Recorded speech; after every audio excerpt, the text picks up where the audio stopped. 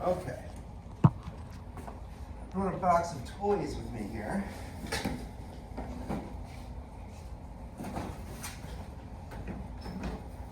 And I'm going to call up my lecture on light. So wait, did I interrupt you or am I good to go here? You're good to go. I'm Okay. going to talk about center section here. Okay. So, All right, thanks for covering for me here. oh, no problem. Thank you. Let's see. Do you recognize the drive that I just bought? Yes. This was a total fly by the seat of our pants. Okay. So hopefully this time things will go a little smoother. One of the earliest demonstrations in optics, can I hit function F5? Or just F5? Sweet, okay. Let's see here, our kind of iconic image. This is the experiment we wish to do here, first done by Isaac Newton. When he passed a beam of white light through a triangular piece of glass, I have a fancy prism here. I guess it's not that fancy. It was used for an old spectroscope, and two sides are clear, one side is frosted. It's got a few battle scars, but it's a good hardy prism. And Newton conducted one of the earliest experiments in optics where he passed white light through a prism. Now, Mia, can I dim lights here? Can I go dark? Is that? Yeah, you can. It's like a billion switches Yeah. here. So these guys are lights. House rear. These House guys front. these guys are lights, so they How go do we- down and let's then kill that thing too. that thing. Or maybe we're good I enough can with go it. try to figure it All out. right. And honestly, the darker the better, but it doesn't have to be pitch dark. Now, normally one wants to collimate their light into a narrow pencil-thin beam, kind of the way they've done in this visual animation here. But this light source is so bright that I can usually get away with it without it being collimated. I do have to get the angle just so. In fact, perhaps the smartest thing for us to do here is just to project it onto the screen. And let's twist the light source like so. Sorry, Mia. Let's add, and this is totally the way I do business, guys. So control copy, control paste. And then we're just going to delete this. Slide 19, 5.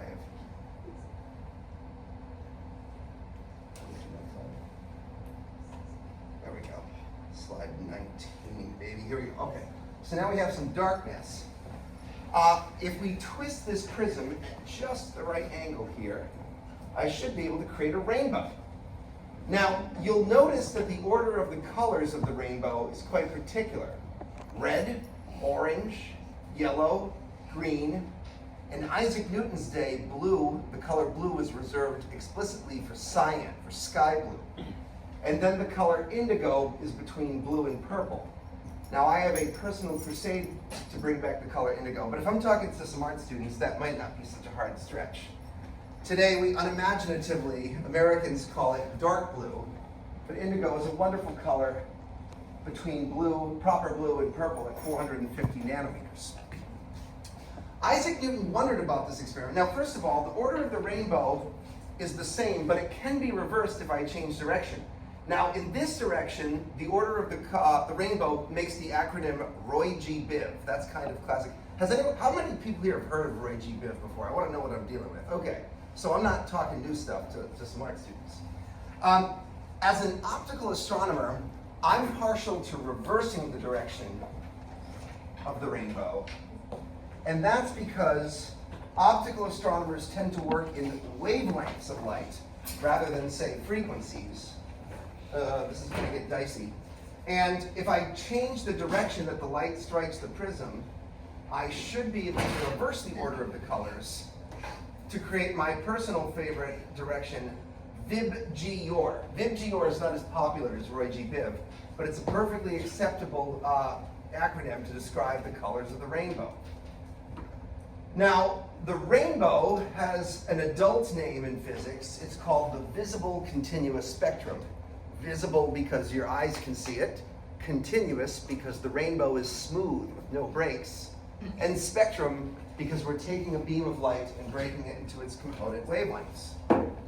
When Newton first performed the experiment in his treatise on optics, he had some thoughts about what was happening here. Is it that white light is a color, he writes, and the glass merely changes one color into another set of colors? Or is it that the glass is separating the white light into its component colors? And at the time he performed these experiments, no one was quite sure which of these answers was correct. He then performed a second experiment where he took another prism, and by adjusting the angle of the prism, he discovered if he hit the rainbow against the prism at just the right angle, he could collapse the rainbow back into a single beam of white light. And this, he said, was a conclusive demonstration. I don't know how conclusive it really is, but he said, if the glass was just changing one color into another color, I would expect that the rainbow hitting the glass would change even to more colors. This experiment that he did told him that white light contained all the colors, and what he was doing was separating that beam of white light into its component colors. And that means Newton took the first spectrum. Maybe someone had done it before with an energy crystal or something, but as far as we know, his treatise on optics is the first time someone describes taking a beam of white light and breaking it into its component wavelengths. Now, this is at the heart of what astronomers do today when they study the stars. We continue to break light into its component wavelengths, and you can mine a tremendous amount of information from light. And I'm hoping that during the hour and a half that I have with you guys, I can talk to you about some of the stuff we do there, explaining why light is a wave, maybe talk about some properties of waves and properties of light as well. I tend to do a little bit of note-taking on the board. That does slow the lecture down a little bit, but sometimes it's good for me to slow down. A couple of you talked to me afterwards and said I burned through topics a little quickly, so maybe going slow would be okay. Just want to grab an eraser here.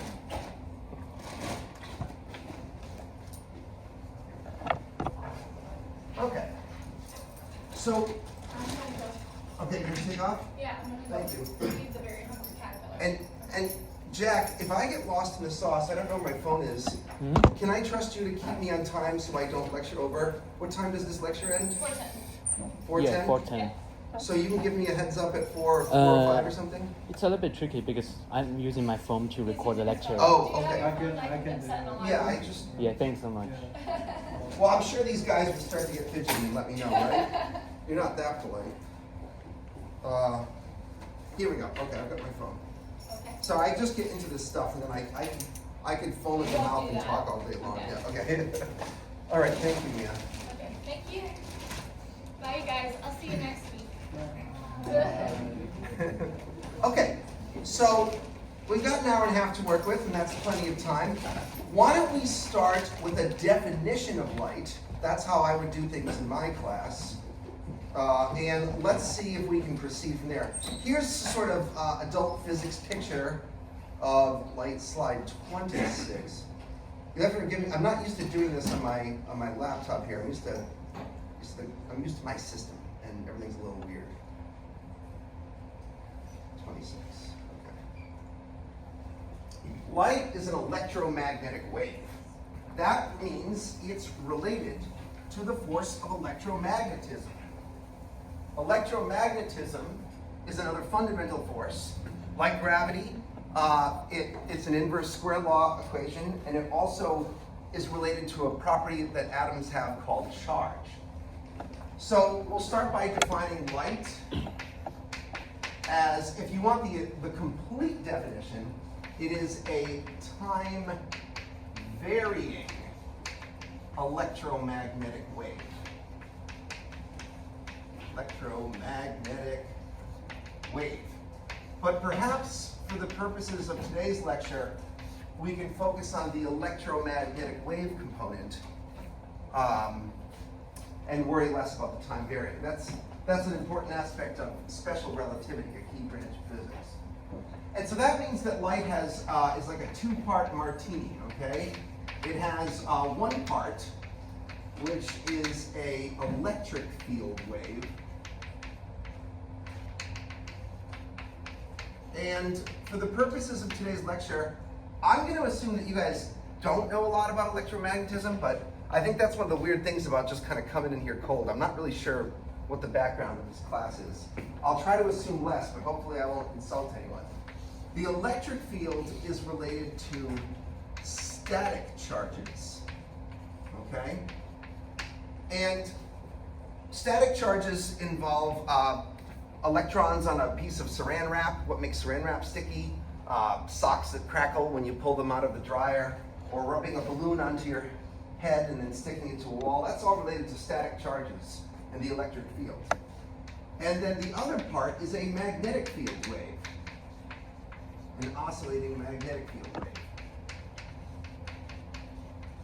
Magnetic fields are related to moving charges.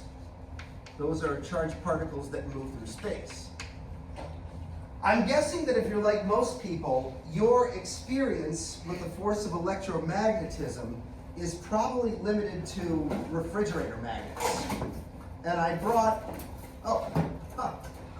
one of the reasons I was late is I was scouring my office for this, and I have them right here. Actually, I wouldn't mind setting up that dot cam, because I might do a couple of calculations with you. I'll put the lights back on in just a moment here. Let me get that dot cam out.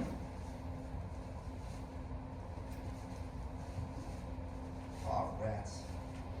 Or maybe she pulled it out. Oh, she Yeah, pulled it's it out there. for me. Oh, that's great. Wonderful.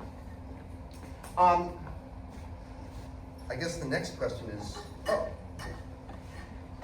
it's connected to this laptop, right? And then what do we do? Okay, actually, you know what? Just leave it there for now. We'll wait for a moment to get it. Let me get the lights back on for note-taking purposes.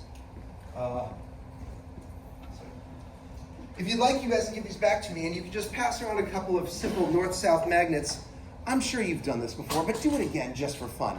Make sure you put the two north poles or the two south poles together, and I want you to feel that little invisible magnetic energy there. It's good for you, okay? Light is not the same thing as that magnetic field. The magnetic field is its own conception, its own thing. But light is ripples or variations in that magnetic field, little waves that are created by the magnetic field. And we can see here from this picture that light has an electric field and a magnetic field component. They oscillate through space, they travel together, and at least one of these must be present to consider it light. This itself is a kind of cartoon or an abstract generalization of something that's a little bit more complicated.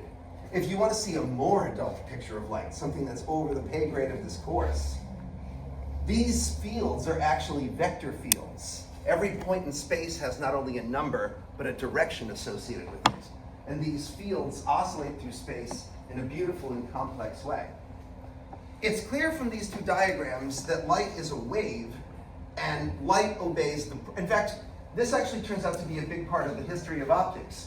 When Newton first conducted his experiments in optics, he remarked at how sharp the shadow was that light makes against walls, and he argued that light had to be made of tiny particles that he called corpuscles.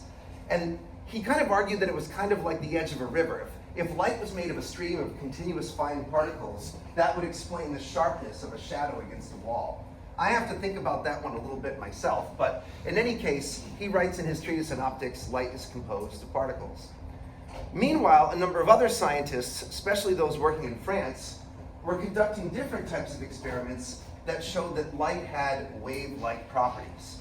And in fact, one of the lectures I was originally going to do with you guys was just a general lecture on waves. I now farmed that out back to Mia since I had a beautiful lecture on light. But we probably should take a moment to take a few notes about what a wave is. Throughout the history of physics, from the 17 to the 1800s to the 1900s, there were two camps who studied light. One camp believing that light was comprised of tiny particles, another camp that believed that light had wave-like properties. And in physics, usually these things are separate concepts.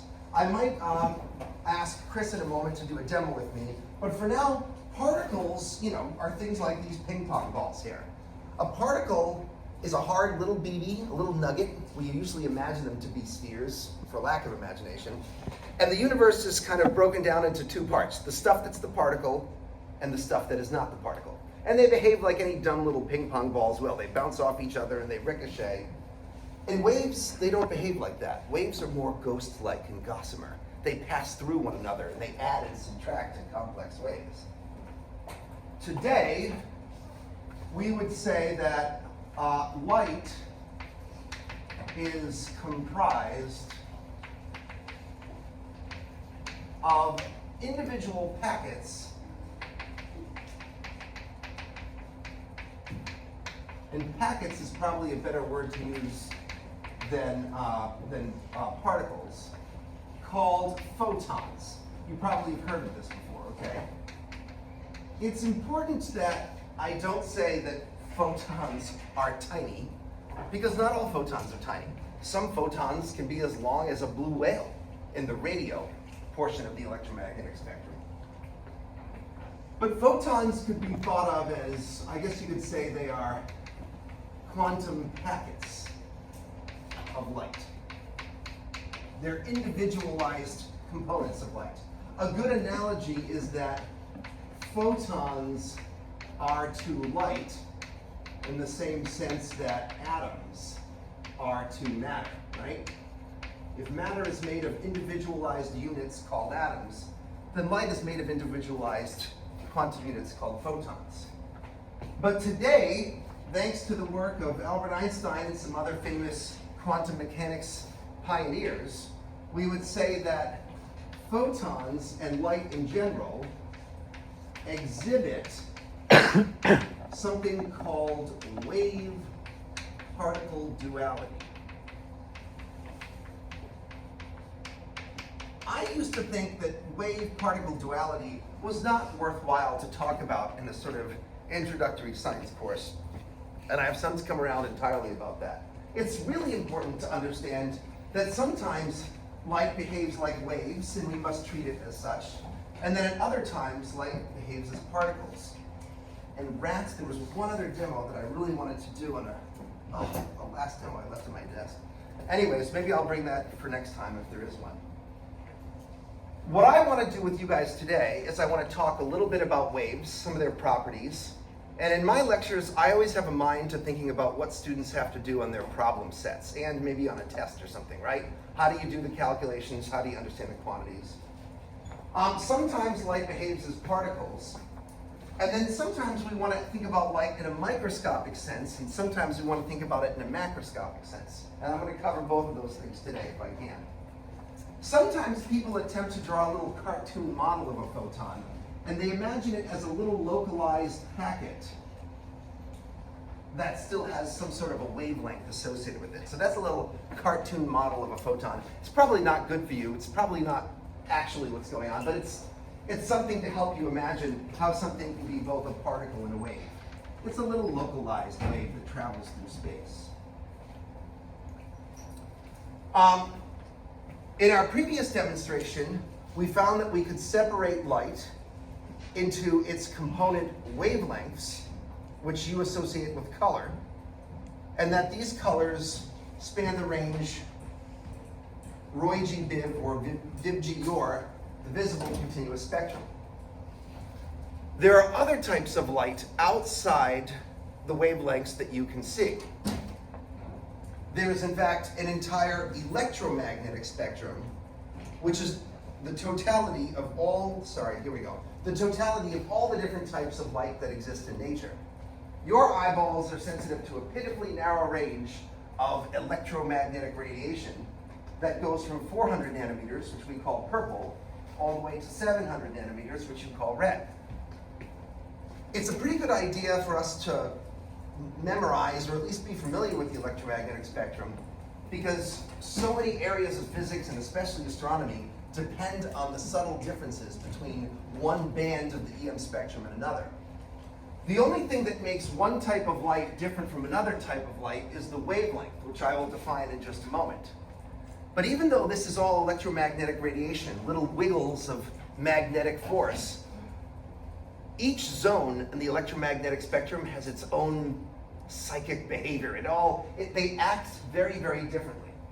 And this is related to a property called emergence. Let's take a quick note on the electromagnetic spectrum.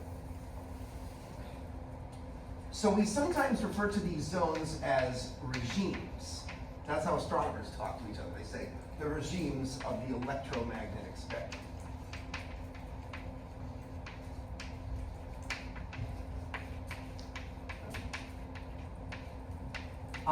Mia and I have been poking around for a good problem set for you guys, and we should at least have one or two problems where you calculate the wavelength, frequency, and energy of a photon in different parts of the electromagnetic spectrum. So what we can do is we can make a kind of train track here, and in the center of the train track, we'll have a zone that's kind of zoomed in called the visible regime, also known to astronomers, which I'm partial to, as the optical regime. So sometimes they call it the optical regime or the visible regime. Those are the wavelengths of light that you are familiar with. And if we plot this function so that wavelength increases towards the right, then the acronym that would best explain the order of the colors is VIB-G-YOR. Okay? So this is, most of you raised your hands when I said Roy-G-Biv, and I was kind of expecting that for the students here. VIB-G-YOR is my preference because it has wavelength increasing towards the right. After red wavelengths, we get into the infrared regime. Your experiences with infrared are when you cook your toast in a toaster oven, that filament there is heated up as a black body and it's radiating infrared light to cook your toast. Or when your grandpappy turns on the old CRT television with that remote, that usually fires infrared light. We should probably list the wavelengths as well. It's good to be quantitative. It's good to have a vague sense of where these regimes start and end. So if we work in nanometers, 400 nanometers is a good wavelength to remember for violet, and 700 nanometers is a good wavelength for red. And at this point, I'm going to take a little moment here to make a scale listing of some conversion factors that I think will be helpful, right? So I'm assuming y'all know what a meter is, right? I brought some meter sticks with me again. It could be helpful for us sometimes to visualize these things. This is just, this is an international audience here, very sophisticated. But for Americans, we have to work in the imperial unit system all the time. We don't know what the shit a meter is, okay? So I always think of a meter as something that's roughly the length of my leg, right? Now your leg, you might not be as tall as me or as short as me, but I'm guessing your leg is pretty close to a meter too. So that's my good reference point for a meter, all right? Now, while the meter is the gold standard of measurement in the MKS or System International, the sort of classy metric units, we of course have millimeters, okay? Millimeters. I don't know if Mia covers this stuff, but I'm going to. A millimeter is 10 to the minus 3 meters. I guess I could have said 1 meter is 1,000 millimeters, but that would be too easy. That would be weak sauce, right? We want to go strong sauce here. So 10 to the negative 3, or if you can't handle 10 to the minus 3, you could say 1 part in 1,000 of a meter, okay? A micrometer, otherwise, no one actually calls them micrometers, they call them microns. Another good unit for wavelength of light, and we use the Greek letter mu for microns. A micrometer is a millionth of a meter, 10 to the minus 6, okay? That's 1 part in a million. And then a nanometer, 1 nm, is a billionth of a meter, 10 to the minus 9. These are some conversion factors that you probably want to have in the back of your head as we continue our discussion about the electromagnetic spectrum. I will tell you that nanometers are usually used for the visible regime and below. So basically, if you're working in the ultraviolet or in the visible, scientists prefer to express wavelengths in nanometers. I wrote micros. Microns, that was my brain short-circuiting there. Microns are preferred for scientists who work in the infrared. And then millimeters and meters are for those who work in the radio regime. Now, you're going to have to forgive me here because I am an astronomer more than I am a physicist. So all of my thoughts are bent towards astronomy. For professional astronomers, they spend their entire careers working in one of these zones of the electromagnetic spectrum. There are radio astronomers, there are infrared astronomers. Where I went to grad school at Boston University, even though I'm more of an optical astronomer, their specialty there was radio and infrared astronomy. And I can remember talking to one of my professors as a grad student, you know, just like I run my public open night now, we'd have like a telescope night at the roof of the college there. And I asked one of the professors if they'd like to join us once, one of the radio astronomers. I said, hey, we've got some 8-inch telescopes. We're gonna set them up on the roof. We're gonna check out some star clusters. You wanna come along tonight? And the guy looked at me and he went, optical astronomy, bro? Optical astronomy sucks. You can't see anything with it. Think about this. This was a professional astronomer who wouldn't look through my fucking telescope because it was in the visible regime, okay? That's how hardcore these people get. So, physicists are a little more ruthless in that they'll work in any regime if it serves their purposes. But it tends to be that each one of these bands has its own feeling to it. Now, what goes into that statement? That has a lot to do with the dust lanes of the Milky Way and how radio astronomers see the universe versus optical astronomers. Maybe we could talk about that sometime. So we have the infrared, and the infrared transitions into the radio regime somewhere around, let's say, a millimeter. This is pretty close to where your iPhones, their cell broadcast towers operate around a millimeter in wavelength. So that's pretty close to the wavelengths for telecommunications. Then you enter into the radio regime. Radio photons can have extremely long wavelength. They can go up to a centimeter or a meter or even more. Some radio photons can be quite long, the size of a school bus. That's why you never want to say that photons are tiny, because in the radio regime they are not. At the short end of the spectrum, we have ultraviolet. That's what gives you a sunburn when you go to the beach. Ultraviolet starts at 400 nanometers and it drops off somewhere around 10 nanometers. At 10 nanometers, we enter the very short wavelength regime of X-rays.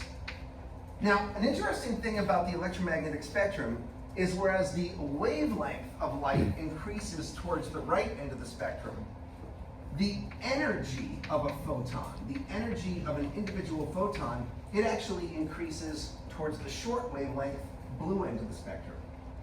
So this is energy increasing. All right? And that means as the wavelength of light gets shorter, the energy packed per photon is more powerful and they do more damage to man, beast, and structure. X-rays are usually created in nuclear reactions. Well, actually, they can still happen inside the atomic level, the energy levels of an atom for electrons. But short wavelength, high energy used in medical imaging, and somewhere around 1/100th of a nanometer, you enter the very super short wavelength, high energy realm of the gamma ray. Gamma rays are no joke. They are only produced in nuclear reactions. And they are exceedingly tiny and have enough energy to easily knock out molecules of your DNA and cause genetic mutations, turning you into the Hulk or, you know, karate fighting Ninja Turtle or whatever the case may be. Astrophysical sources, pulsars to galaxy hearts, they produce all kinds of different light across the electromagnetic spectrum. And you can often learn different parts of an object just by studying the type of light that it emits. This is especially true for astronomers who study the sun, whereas we can look and peer into the layers of the sun by examining it at different wavelengths. If there's time, maybe I'll show you a couple of cool videos of that. It'll astound you. Okay, so this is the electromagnetic spectrum. I think it's a pretty good idea for you to remember it. I don't know exactly how Mia's going to test you on this stuff, but it could come up. My mnemonic device, my nickname for the electromagnetic spectrum that I advise for students, I call it YXUver, okay? That's my little cheat to remember the regimes of the electromagnetic spectrum. And it's not really a Y, it's a gamma, but I get it. And YX uber is cute because you have UV on the left and infrared on the right. And that's another thing I'd like to say. People sometimes refer to this as the red end of the electromagnetic spectrum, and sometimes this is called the blue end of the electromagnetic spectrum. Okay, this was a big do here. The next thing I want to do is I want to talk a little bit about the properties of waves, and maybe even see if I can cajole you guys into doing a calculation with me. Let me call up the appropriate slide here. There are a lot of different properties that tell us that we're working with waves rather than particles. But I'm going to list a couple of those on the board. I don't know if you guys are like hardcore note takers. It doesn't really look like it. Does anyone object to me erasing that, or do you need a second to copy stuff? All right, I'm wiping it.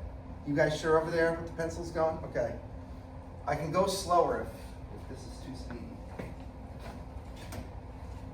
Going away.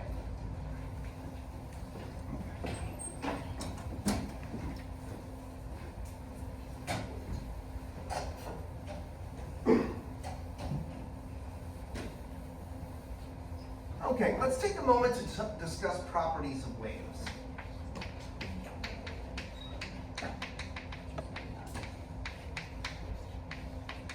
What makes a wave a wave? The first thing I'd like to do is maybe talk about the fundamental definition of a wave. The definition of a wave is that it is a traveling disturbance in a medium. A traveling disturbance in a medium. And it does not have to be a continuous oscillation of sine waves like the ones we saw on the board. It could be as simple as a pulse wave that's made on a string. And I was thinking in a moment, I brought a sort of fancy slinky here. Sometimes it's good to visualize these things. Oh boy, there was sort of a chaotic and bumpy van ride here. So.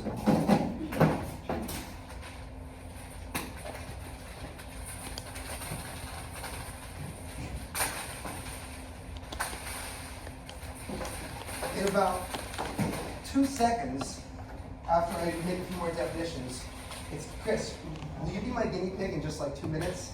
All right, I appreciate that. All right, we're gonna make some waves here in RISD phenomena, okay? It's a traveling disturbance in a medium. And that pulse, that medium can be anything. It could be a string, it could be air, it could be water.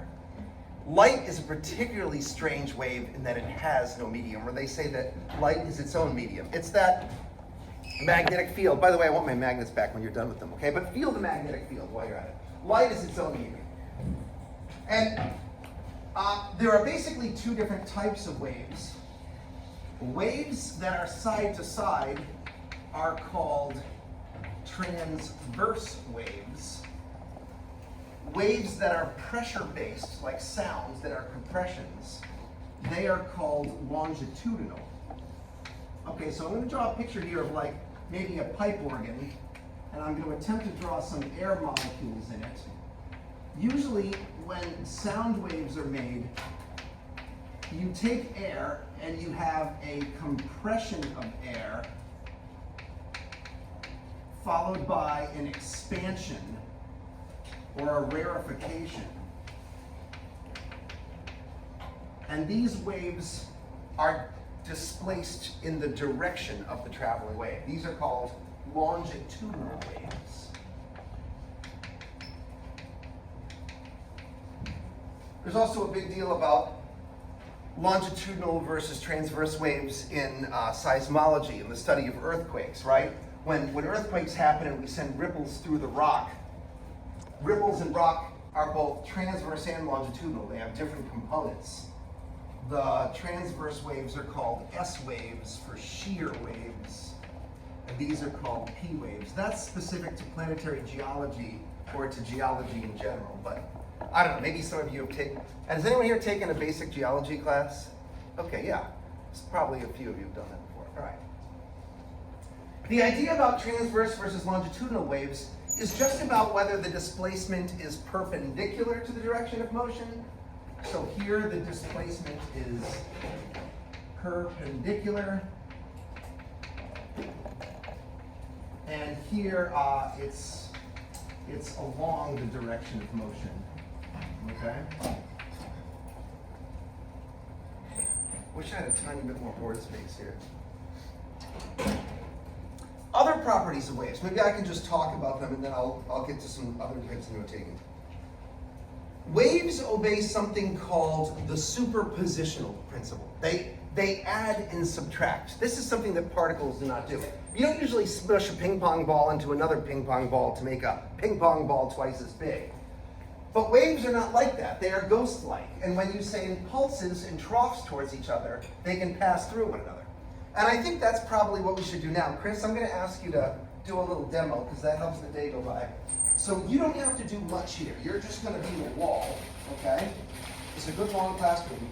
Now this has to move a little more. I'm sorry. They didn't hear that. Pay no attention. All right. So I want you to just hold this with two hands right about here, chest height, and I'll do everything else. Is that, can I know? Okay. All right, so these long strings are great because these long strings can be used to make longitudinal waves or shear transverse waves. All right, yeah, let's keep a nice tension on this thing here, okay? And so what I'm gonna do is I'm gonna send a pulse over to Chris, and this is gonna move quick, so I want you to watch what's happening here. So here comes a wave. Okay, yeah, it gives a little kick, doesn't it? Something is traveling down the string. What travels down the string? Something is moving from me to Al.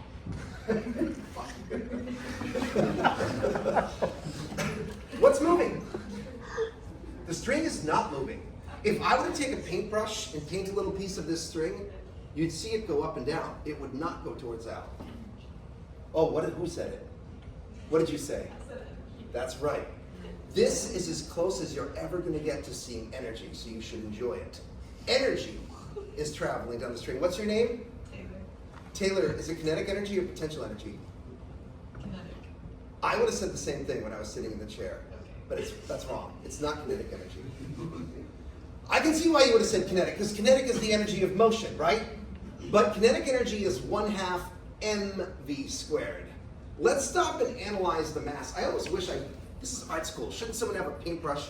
If we painted an element of mass with a little piece of red paint, I could actually snip a little section off, right? And if I put it on a scale, it would have a mass of, I don't know, maybe 100 grams or something.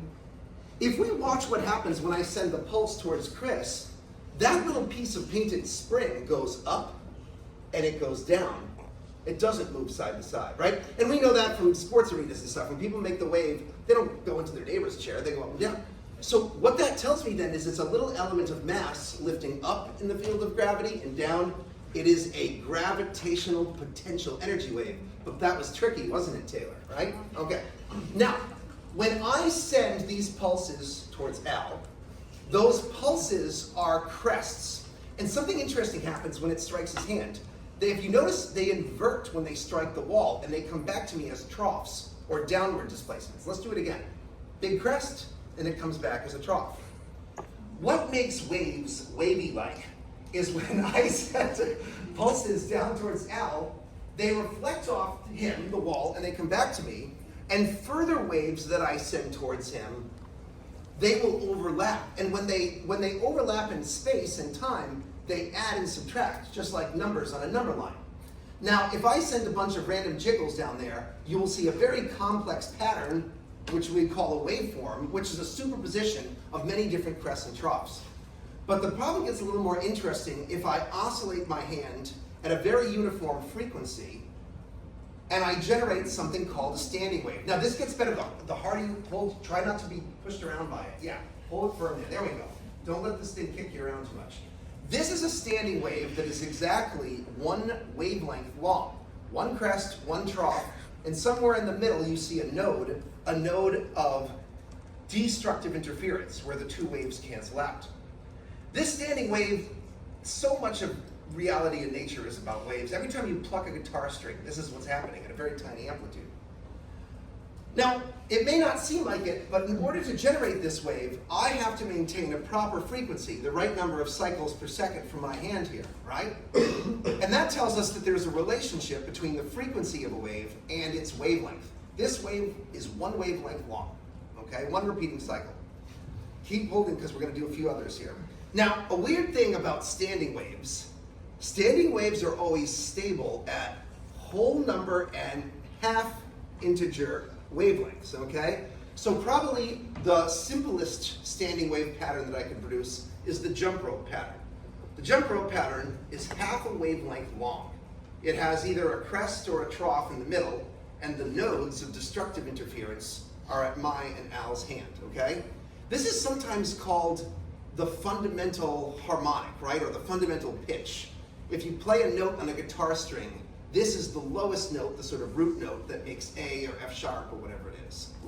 And each standing wave pattern of multiple wavelengths or half integer wavelengths, those are overtones or harmonics, right? So if I can do one wavelength, that would be the first harmonic here. It's double the frequency, or twice. Sorry, the wavelength is complete here. It's not a half wavelength; it's a whole wavelength long. Now let's see if I can make 1.5 waves here. Okay, yes. So here's a stable pattern. Now, sometimes I can do two. Let's see if I can do two.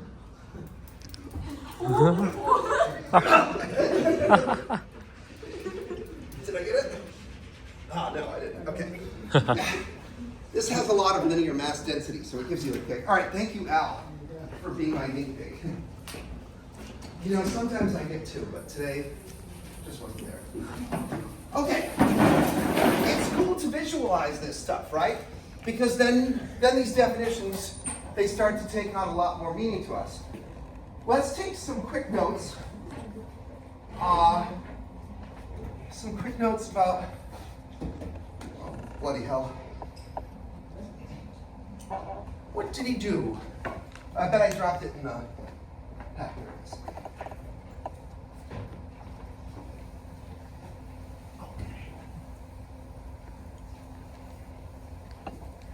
So, properties of waves. Let's talk about some key properties of waves. Waves have something called wavelength. The universal symbol for wavelength is the Greek letter lambda. Looks like an upside down Y, okay? Wavelength. Wavelength is a real physical length. Okay?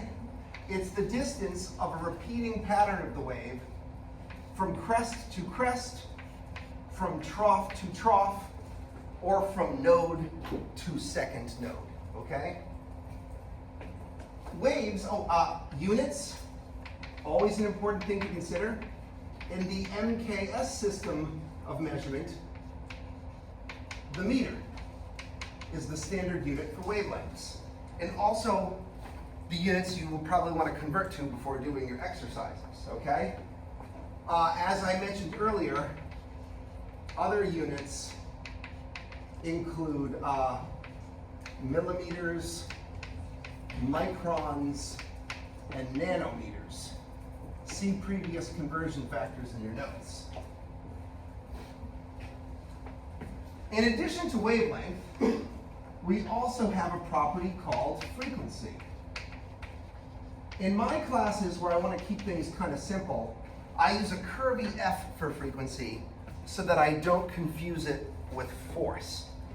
But to be honest, most professional scientists use the letter nu, the Greek letter nu for frequency. I don't know why. I usually don't do that in my classes. I use curvy F. Mia may have her own conventions. Frequency tells you the number of cycles per second of your traveling wave. And in fact, if we go back to my adult picture of an electromagnetic wave, where is it here? Can I get this thing? Yeah. We could actually measure the frequency of a wave by simply counting how many crests pass us by in a given interval of time. I've got a metric stopwatch here, okay. Well, I used to have a metric stopwatch. Oh, there we go, I just had a bit of chalk dust in it. Let's start by watching a wave pass us by, and let's calculate the frequency of this wave, all right? 1,001, 1,002, 1,003, 1,004, 1,005. It took 5 seconds for one wave to cross my indication marker. That would tell me that this particular wave has a single cycle in 5 seconds. An interesting thing about frequencies is that cycles are a conceptual unit. They're not a real hardcore physical, well-defined unit. Like a meter, a length, that's a physically well-defined thing, right?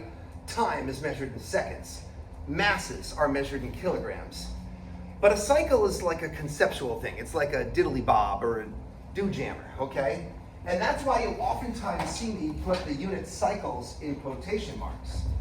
In fact, the real units of frequency are per seconds, 1/seconds. Now you can think of it in your head as cycles per second, but it's really 1/time. People find that to be a little disturbing. They don't like it when time is in the denominator. And for that reason, in the MKS system, we have invented a new unit for frequency. That unit is called the Hertz, after Heinrich Hertz, pioneer of radio waves. The abbreviation is Hz. So, once again, to really beat the point over the head, in the MKS system of units, our gold metric standard for frequency, 1 Hertz, is defined as 1 cycle per second. It's a pretty good idea to know about this because when you're doing your calculations and you're trying to, I don't know if Mia makes you balance out your units, I fucking hope she does, okay, but you're supposed to sort of cancel things out, and you may have to flop back and forth between per seconds and hertz to make things good. Frequency and wavelength are related to each other by a couple of key parameters. C is our value for the speed of light, but when Mia gives the lecture, or maybe I'll give the lecture on generalized waves, C can also be used for the speed of sound or the speed of your traveling wave on a string. The speed of sound is different than the speed of a water wave or the speed of light. I work in light a lot as an astronomer, so the speed of light is a fundamental constant of nature, and it has a value of 3 times 10 to the 8 meters per second, or sometimes it's kind of cool to do it in kilometers per second, 300,000 kilometers per second. This number does not change. This is the speed of light. How do they say it in the old classy textbooks? In vacuo, okay? In the vacuum of space, the speed of light has a single constant value for all the different regimes of the electromagnetic. It doesn't matter if you're purple or if you're an X-ray or whatever, they all travel with the speed. And wavelength and frequency are related to each other by the speed of light. It's a key equation, and it's the speed of light is wavelength times frequency. This equation holds for all different types of waves. If you want it to work for sound waves, you would replace the speed c by the speed of sound, which in dry air I think is like 340 meters per second, something like that. When we're dealing with light, we oftentimes want to deal with tiny packets of light, photons. And photons carry energy just as all waves do. It works a little different in the microscopic world than in the macroscopic world. For all of the cool things that Albert Einstein did, he only won 1 Nobel Prize, and his Nobel Prize was for the photoelectric effect. Now, I wonder if I'm talking, what audience I'm dealing with here. Does anyone here know what the photoelectric effect is? Yeah, well, how would you describe it in simple words? Or complex ones, whatever you got. I mean, it's when light strikes particular surfaces, which then, upon the photon interact with them, produce a higher? Yeah, well, I think the way that I understand it, hold on, let me see if I can get to slide 61. In my system, there's probably a better way to display settings. Oh, I see tiles. Here we go. Sorry, I'm not used to using this presenter view here. When they discovered the photoelectric effects, they were doing these experiments where they took a piece of metal like potassium, and you know what makes metals metal-like is they have a valence electron. They have an outermost electron that's in a non-committal relationship with the atom. And it only takes a little kick to get this electron to jump off. And they were finding that, you know, light is a form of energy, and when they shined light onto a piece of potassium, they could get the energy to be absorbed and kick those valence electrons off. But they had this goofy result where they were changing the brightness of the light, thinking the brightness would change the energy. And it did. Brighter light would kick off more electrons. But then this really screwball thing happened. If they did it monochromatically, color by color, they discovered that purple light would kick off electrons. And green light might kick off electrons. But at a certain wavelength, red light wouldn't kick electrons off the piece of potassium. And it didn't matter how bright you made that red light. You could make it 1,000 watts and it still wouldn't matter. And everyone kind of scratched their heads trying to figure this out. And Albert Einstein proposed an ingenious solution.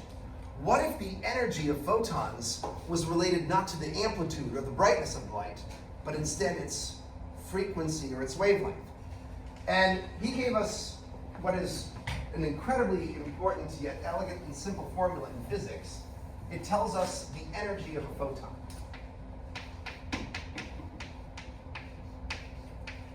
The energy of a single photon, and this is also the equation known as the photoelectric effect, if anyone's interested.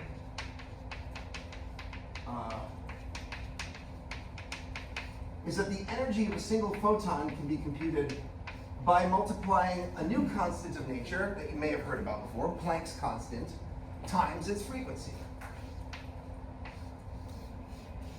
Where Planck's constant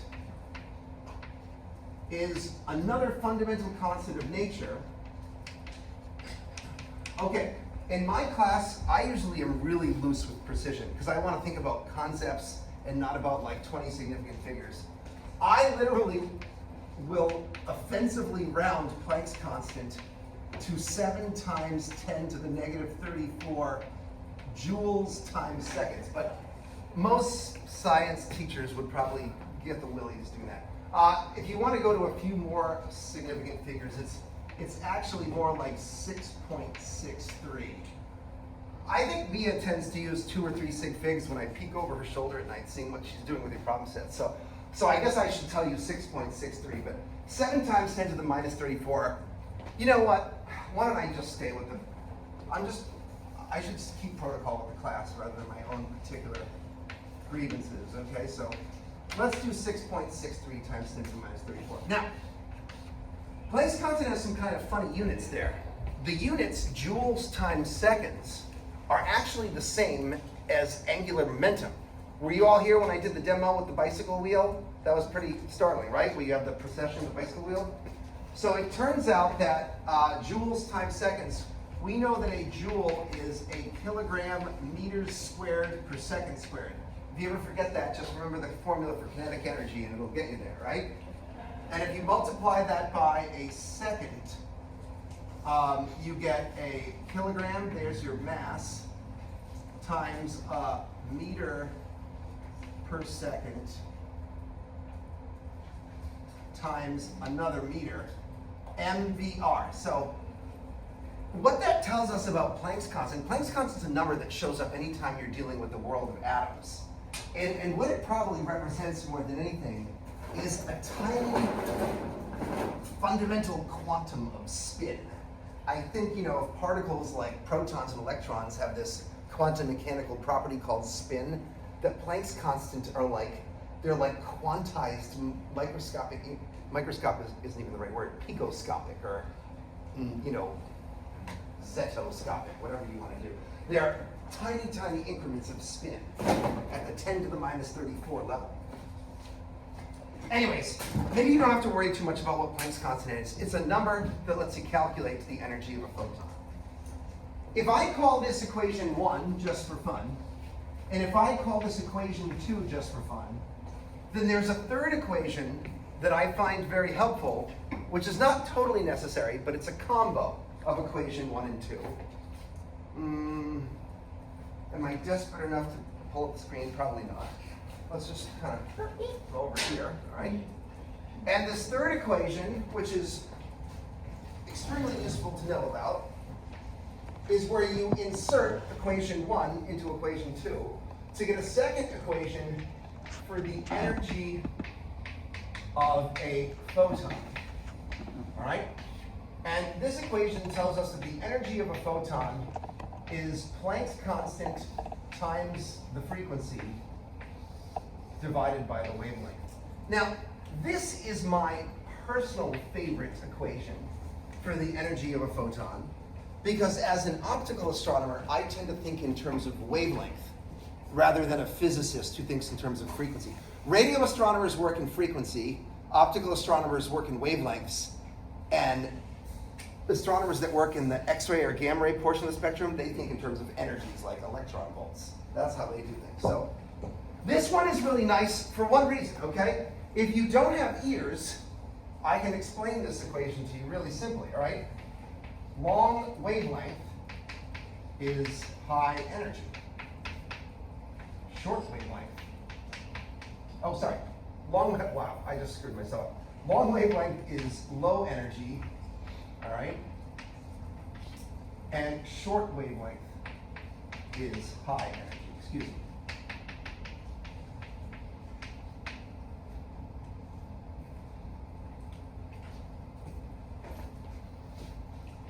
I think I might like to do 2 sample problems with this. One which is dorky and one which is actually kind of interesting, all right? And it's going to lead us into a bigger discussion about light. I think I brought with me, I have a couple of different lasers here.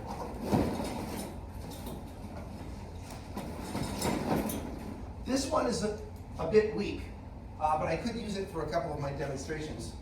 What's great about this green laser here is they actually have the wavelength printed, right? This is like an astronomy painting laser. The battery's kind of dying, so it's a bit low. I also have a couple of demos I want to do in diffraction before our time ends, if it allows it. You can take the wavelength of this photon and you can convert it to frequency and energy, and it's kind of a dumb but maybe useful exercise. Also, you're going to be asked to do this in one of your problem sets, so it's not a terrific waste of time. Do y'all bring calculators with you to class like I do? Because I do that. Well, for those of you who do, let's try a simple cartoon problem and see if y'all can handle it, okay? I need to use that board again, so do you have the equipment, or you need to take a photo, huh? All right, here, that's okay. Maybe I'm moving too fast here, guys, I don't know. All right.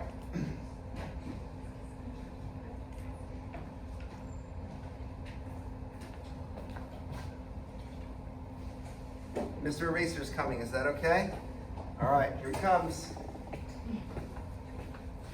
Going away. All right.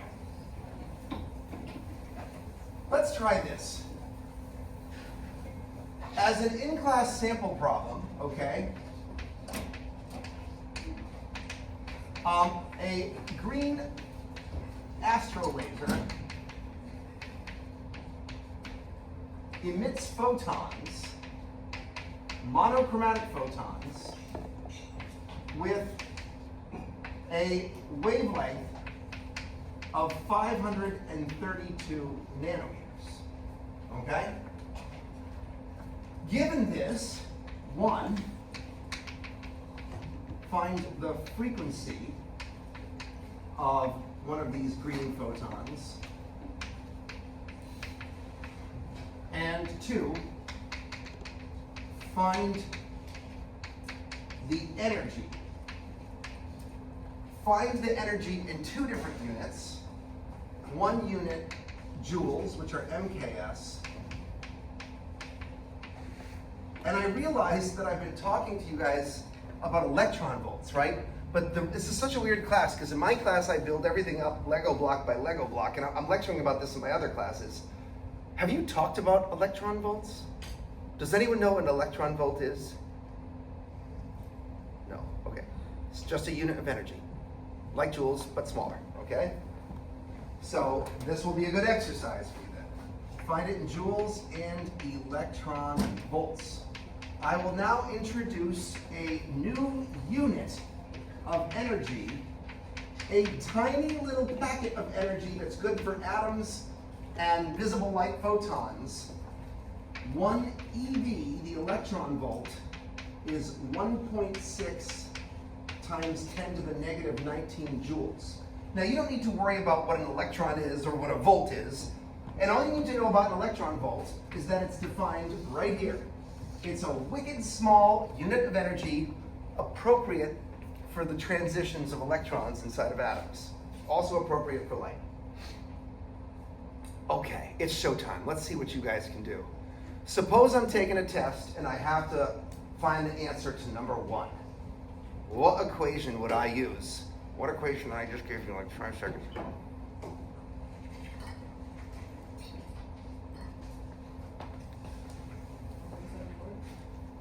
This equation here relates the energy of the photon to the wavelength. I think that'll come in handy in our next problem 2. Right now, we're trying to go from wavelength to frequency. Try again.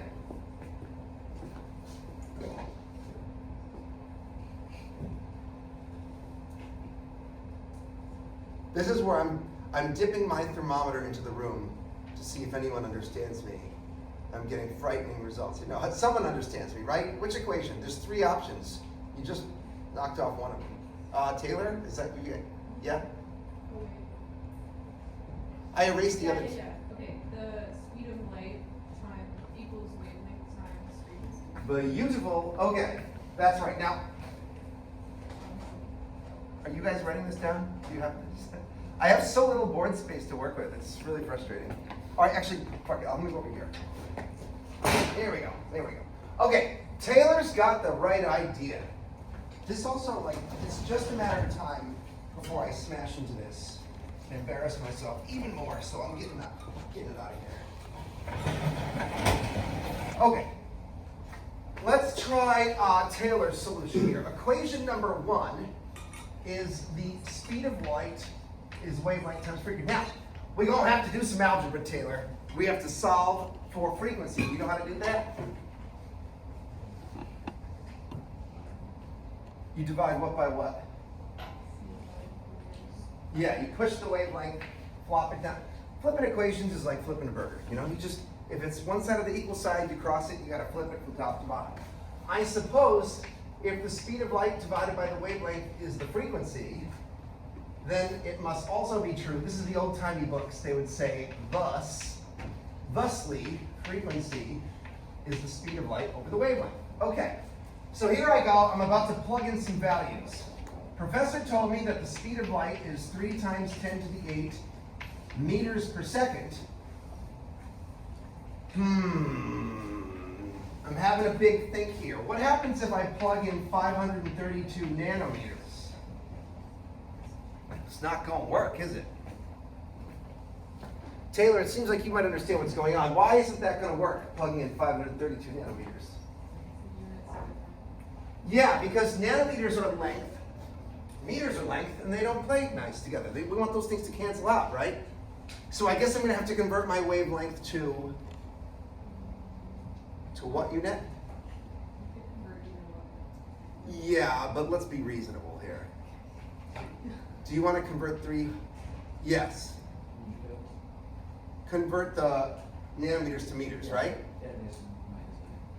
Okay, now, I don't know if this class is like the classes I teach, but you know, a community college is an interesting place because there's just people from it's the full spectrum of humanity, right? There are skate punk teams and like astrophysicists on the lam. Everybody in the world is put into this melting pot. So I have this problem where sometimes people are good and they know, yeah, you can convert to meters real quick. Other times people don't know how to like do 2 times 2 equals 4, right? So I have to decide where to calibrate my needle here. One of the skills that I teach my students that I think is incredibly important, I actually think it's the most important thing I teach any of my students, are the steps of dimensional analysis. And I asked Mia if she was going to do this with you, and she said, yeah.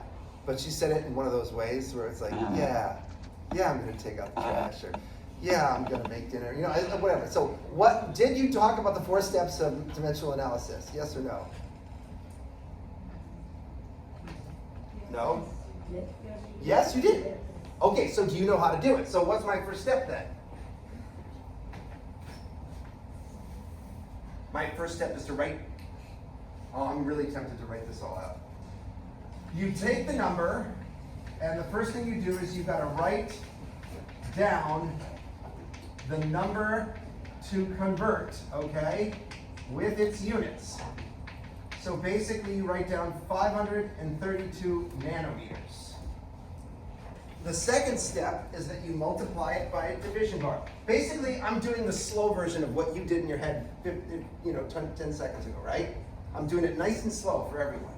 Then you multiply by a division bar, and then you put your units in first. Now, what's your name? Adrian. Do you know what units I would put into my fraction bar? Like, dimensional analysis is about units first and numbers second. You want to cancel out the bad units and end up with the good units. You currently have nanometers that are kind of like, they're like on the top of a secret fraction, right? So I want to put something here and something there. Always, whatever you have here, I'm teaching you some real stuff here, so I hope you have the eyeballs to see it. Nanometers go on the bottom. That way you can do this. And you can cancel out your nanometers with your Indiana Jones whip, okay? On the top, you put, oh yeah, please, whatever helps. Yeah, I didn't realize. I guess nobody does chalk talk anymore, huh? It's just, you know, the old ways are the good ways, my friends. They really are.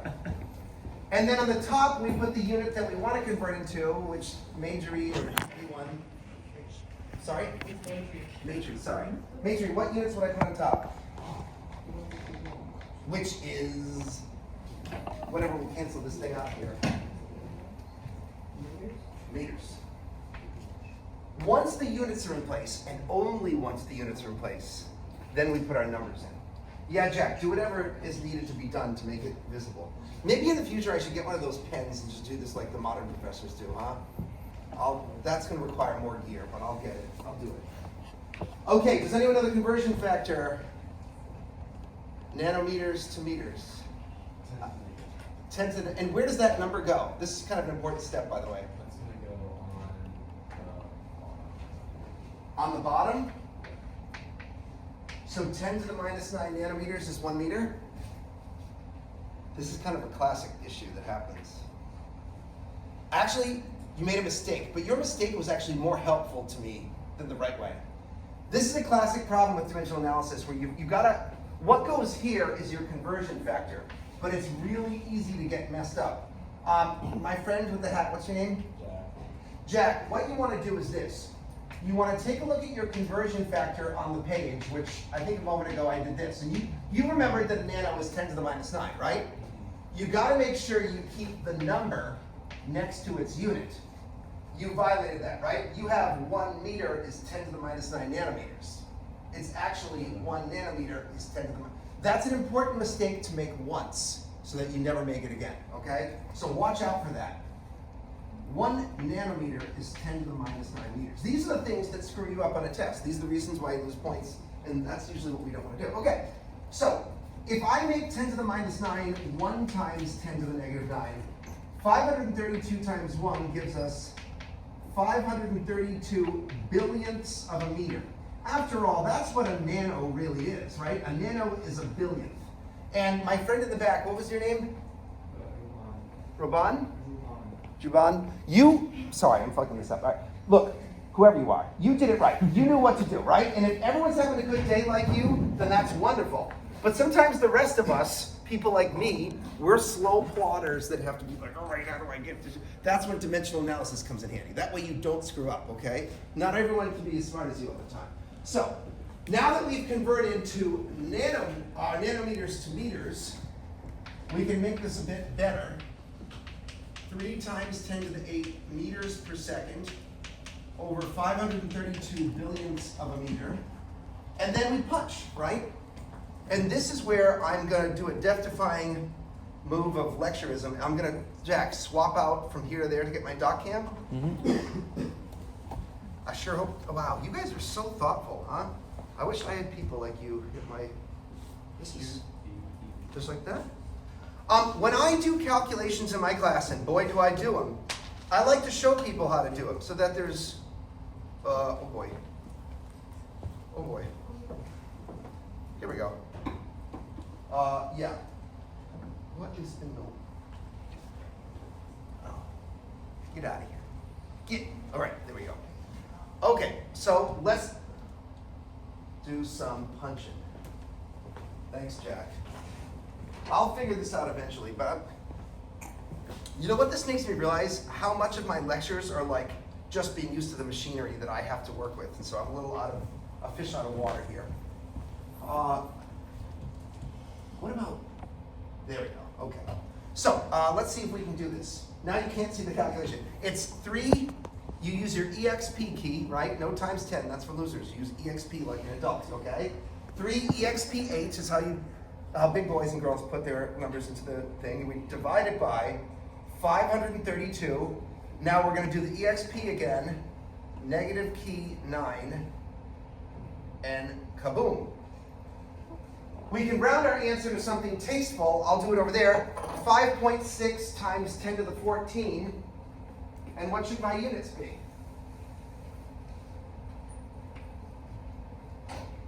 So the frequency was speed of light over wavelength. 3 times 10 to the 8 meters per second over 532 billionths of a meter. And if you're tastefully rounding, see, I have no idea. You guys know that if you see a number, this looks like crap here, by the way. I wonder what this button does. No, not focus. Autofocus. Whoa. A little better. Okay, that number is your power of 10, right? 10 to the 14. I want y'all to tell me what the units are.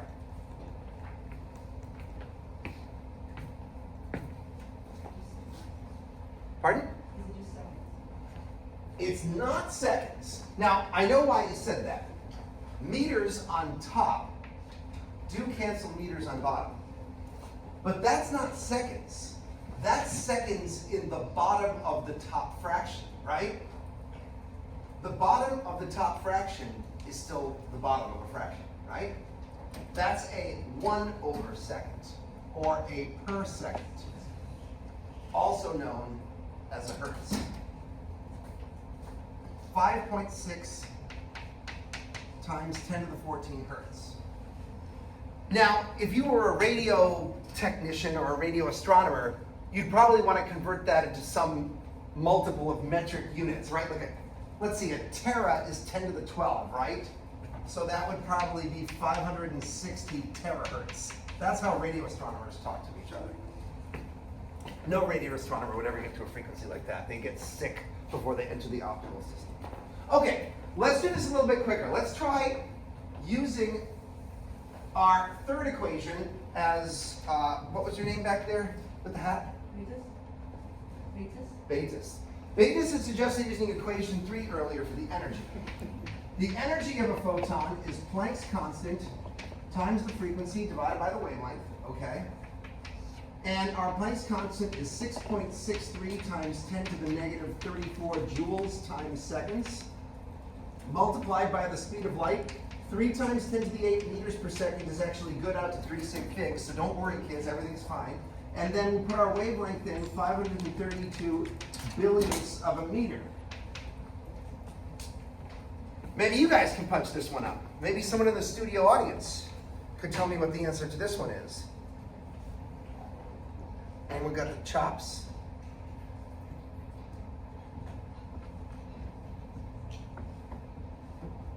Oh boy. No? I mean, it's good.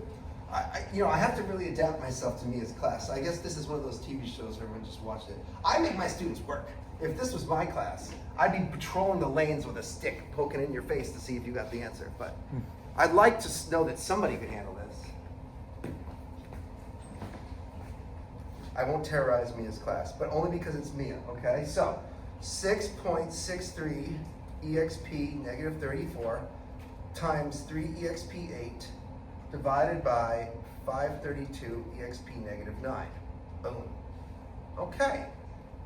Looks like 3.7 times 10 to the negative 19. What are my units?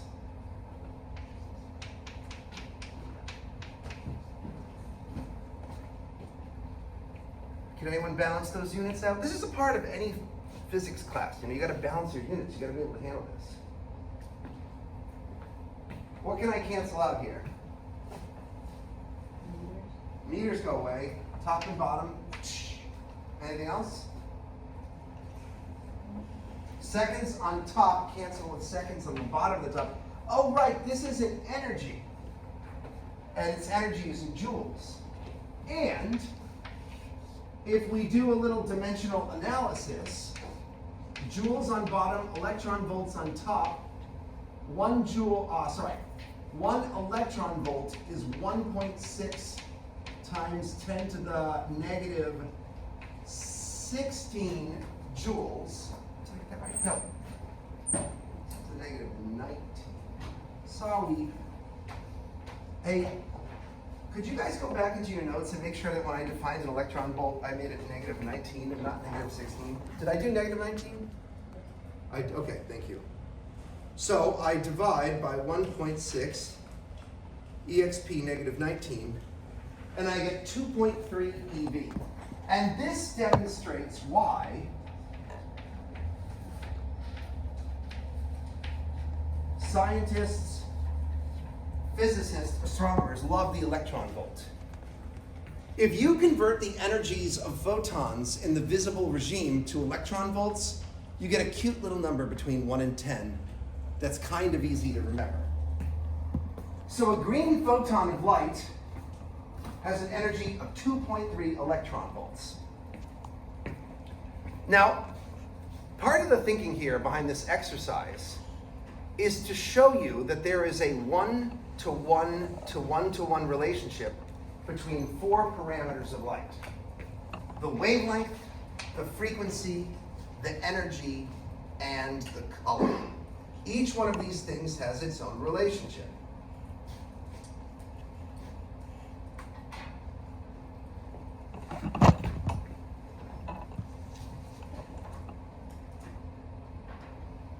There we go.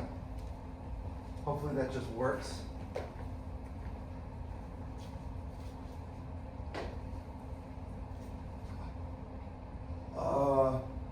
Let's try to activate that slideshow again. F565. There we go. Okay.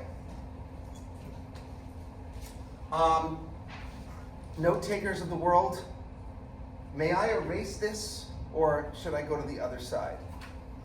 Does anyone need more time on that? I don't know if this is how Mia does her class. This is how I do my classes, so you have to deal with me a little bit. I want to talk about taking the spectrum of light, which I did at the beginning of this lecture, when I pass light through a prism. A spectrum is what happens when you break light apart into its component. And here I could say one of several different things. I could say colors if I was an art student. That would be fine, all right? If I wanted to be a bit more quantitative, I could say wavelengths.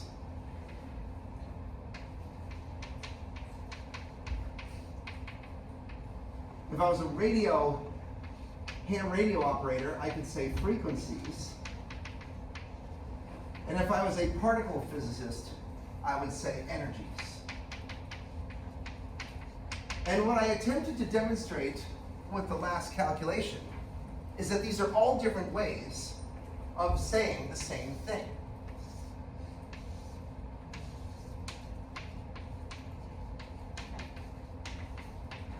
There's a one-to-one to one-to-one relation between those quantities.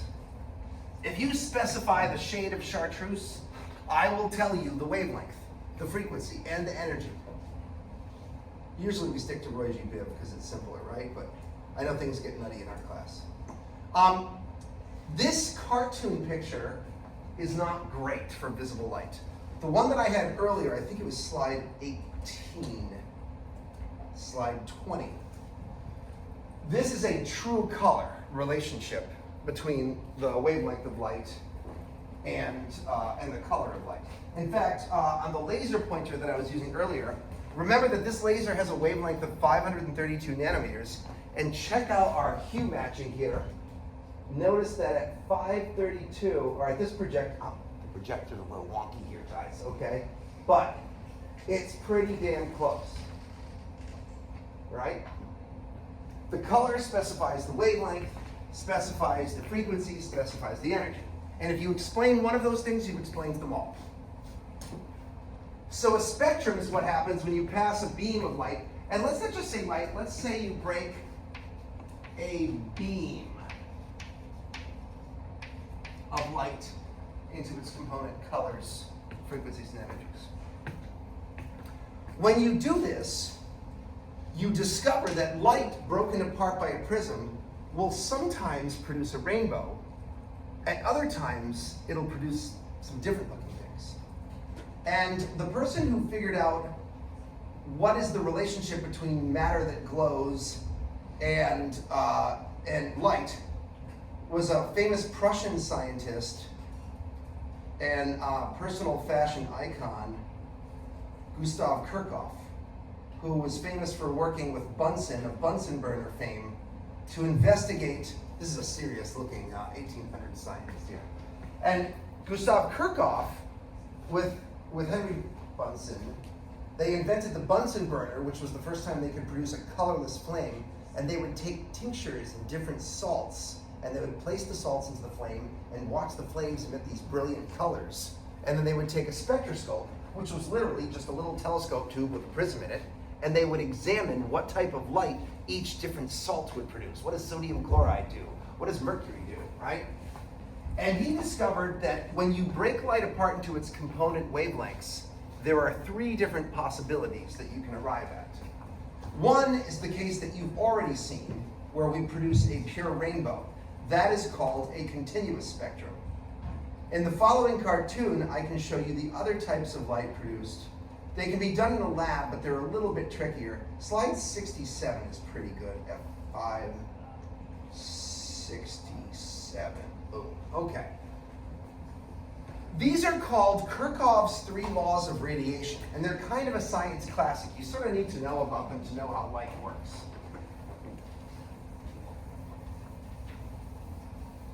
I know I'll be getting to the end of time here soon, but I want to end with a couple of useful things. Let's talk about Kirchhoff's 3 laws of radiation.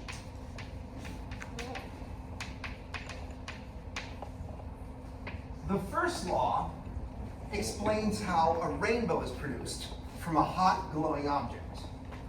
It is called the law of black bodies. Excuse me, Mr. Brennan. Yes. You have 9 minutes now.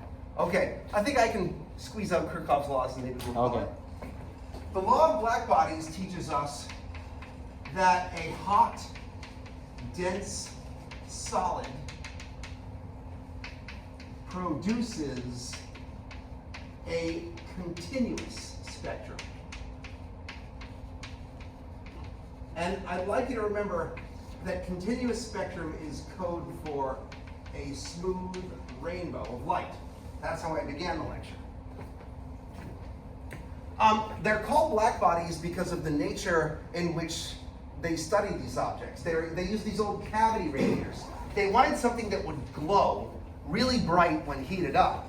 And they realized that metal was pretty good for the job. If you heat up metal, it begins to glow. And if you pass this glowing light through a prism, it produces a rainbow.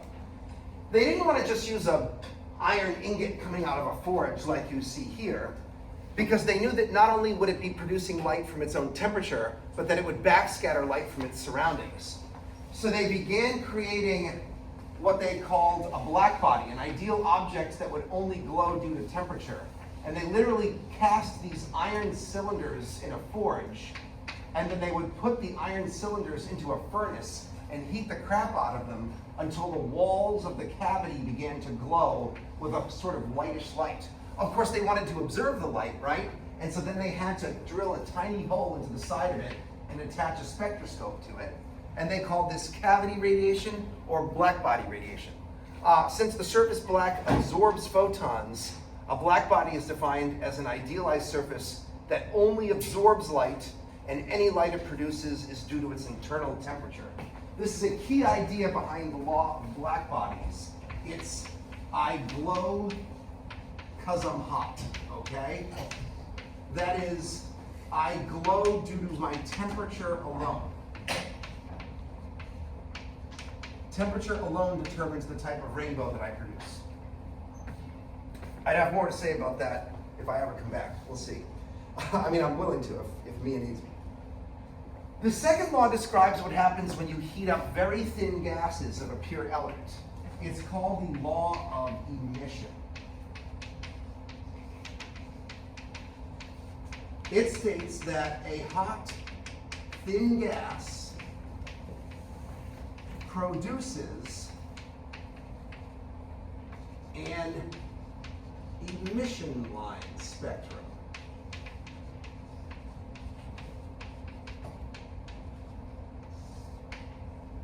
Emission line spectrums do depend upon the element.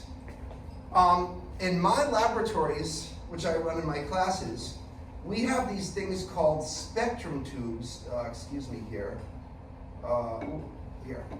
Let's just look up a hydrogen. Come on, get out of here. A hydrogen spectrum tube. Wow, sorry, I'm failing today. They're basically these power supplies where you put a thin little bar of hydrogen gas into it, and then when you pass a current through, you can get that hydrogen gas to glow. They look really beautiful. It's a cool place where art meets science, and I love it very much. It's one of my favorite labs to do. Here's an example of neon glowing. You've probably seen neon in the Michelob sign on the bar, right? Hydrogen has this beautiful electric purple color. But when you separate that light through a prism, instead of getting a rainbow, the hydrogen spectrum produces a very unique spectrum, which is a red line, a blue line, and a violet line. In slide 72, Mechalika high, Mechalini ho, here we go, boom. You can see a number of different emission line spectra, each which is a unique fingerprint of the type of atom that it produces. Hydrogen is famous for producing a red line, a blue line, and a violet line. These are actually in the ultraviolet, so don't pay attention to those. Sodium is famous for only having one set of emission lines in the visible spectrum. It's called the sodium doublet. And if you've ever been cooking a pot of Annie's mac and cheese on a gas burner and had that salty pasta water bubble over and hit the flame, you see that little burst of yellow shoot up? That's the sodium doublet. Neon is famous for having a crazy load of red lines, which when compressed together make up that Michelob sign in a bar, okay? So this is the law of emission. The secrets of atoms are contained inside studying these lines. This is how Niels Bohr did it in 1920. He had to work backwards to figure out the internal structure of an atom by seeing all these crazy lines and figuring out, what does this mean? Why is hydrogen only making a red line and a blue line and a purple line? He eventually traced it back to quantum jumps inside of an atom. Craziness, okay? The third Kirchhoff law, and this will be my endpoint because I'm busting my budget, is called the law of absorption. And the law of absorption is a weird hybrid of the two, very important to astronomers. And here what you can see is you can see a spectrum of hydrogen shown in emission. This is now VIBGYOR here, so prepare yourself, purple's on the left. And at the bottom you can see what is a rainbow with dark black lines removed from the spectrum that coincide exactly to the emission lines for hydrogen. This is called an absorption line spectrum. And Gustav Kirchhoff tells us in his law of absorption, AB, the law of absorption states a cold, thin gas, dash, in front of a black body, sorry about my handwriting, a cold thin gas in front of a black body, well, that is a rainbow, produces an absorption line spectrum.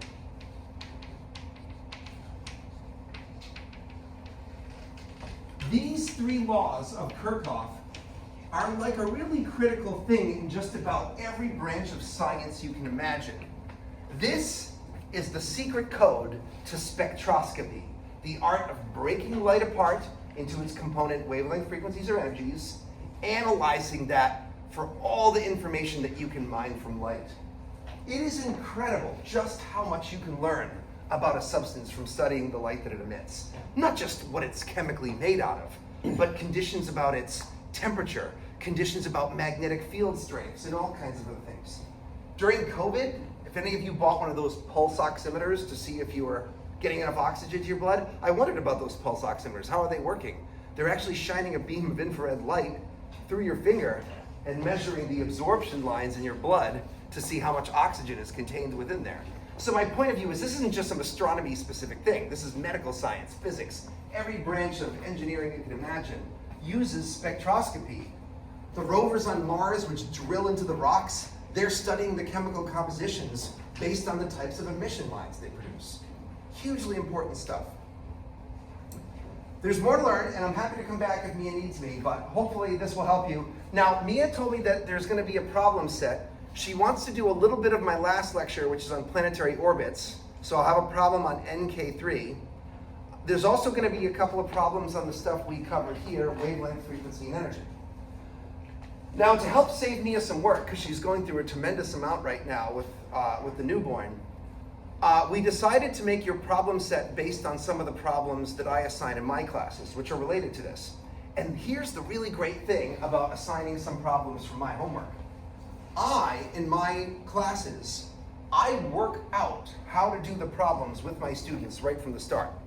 I kind of take the approach that no one knows what the crap is going on and they're all lost. So rather than let them be lost, I'm just gonna show you how to do the problem like a master and you can follow along.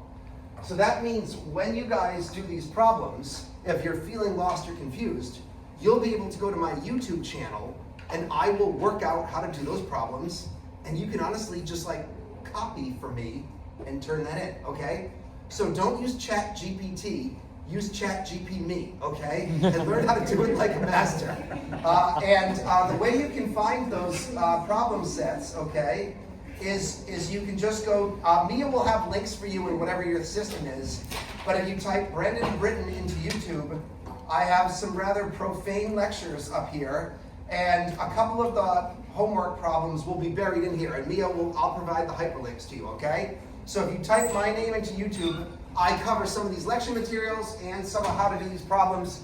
I think Mia has the same philosophy with me, which is if you are copying from a master, you are learning like a master, okay? So thanks a lot, and see you guys maybe in the future.